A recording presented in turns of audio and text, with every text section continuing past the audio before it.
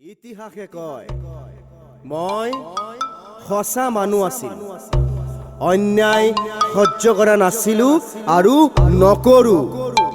সময়ে মোক শিক্ষা আৰু নাম দিলে মাফিয়া।